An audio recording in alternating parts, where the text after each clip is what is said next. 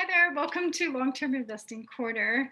This week, in honor of WestJet's and 25th anniversary, I thought I'd talk about the airline industry and what's going on in the pandemic world today. So WestJet is actually is my favorite airline. I actually do work for WestJet, and I'm not being paid to say anything good about WestJet. I've always been a fan of WestJet. So ever since they came into being in 1996, and they actually came in and gave amazing, caring, funny service. I just love the sense of humor of WestJetters. And they've actually made it possible for me to fly. I mean, I came from a not so very rich background, and before they came into being, ticket prices were double the price. And their mission was to make their airline the Greyhound of the skies. And thanks to WestJet, I've been able to experience just dozens of destinations that I probably wouldn't have been able to afford before they came into the market, adding some much needed competition because there was only one real airline at the time, Air Canada. And so now Canada has got two airlines and a few little small ones, which unfortunately many of them have gone out of business due to the pandemic. And it's actually a really hard time for airlines right now.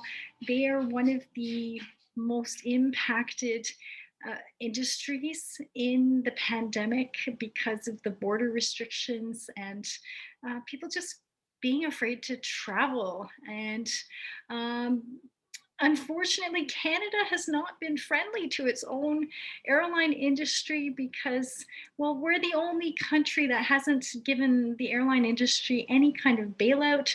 It has forced and implemented all kinds of restrictions and rules that make it even more difficult for the airlines to survive.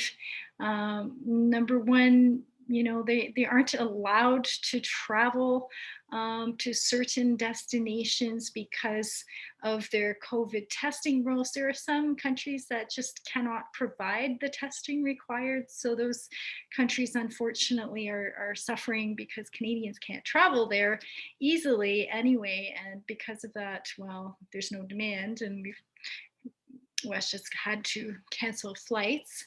And the new restrictions that were just implemented on February 7th, man, like they don't even make sense and they're horrible. They infringe on the Canadian Charter of Rights and Freedoms.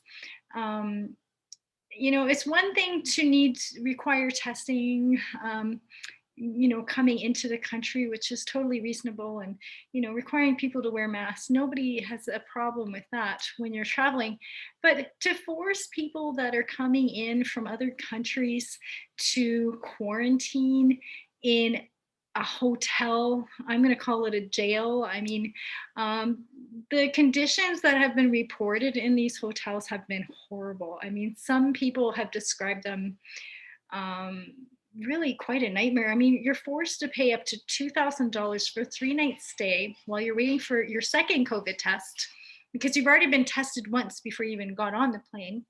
And then you need to get tested again when you arrive into the country. And so now you have to stay.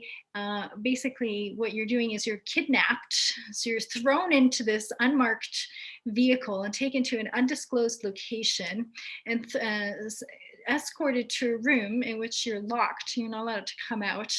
And it's so poorly organized. Some people are saying they're not getting food and water for over 24 hours.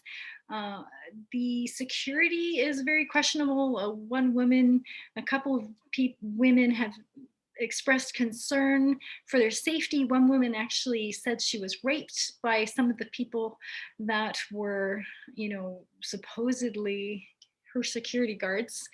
And it's just, it doesn't make any sense because these people are congregating in the hotel lobbies complaining about this. So, that's just forcing people in a small area which is more conducive to COVID. There's more touch points. There's more people they have to encounter instead of going straight home and doing their 14-day quarantine there. I mean, I don't understand it. Clearly, the government's not following science, because if they were, they wouldn't be doing this, because this is actually probably going to spread COVID even more than it would have before. And yeah, I feel really bad for the airline industry. I feel bad for Canada. I feel bad for me, because that means ticket prices are going to go up, and it's going to be harder for me to travel along with my other fellow Canadians. And it's I'm lucky to have a job right now, to be honest.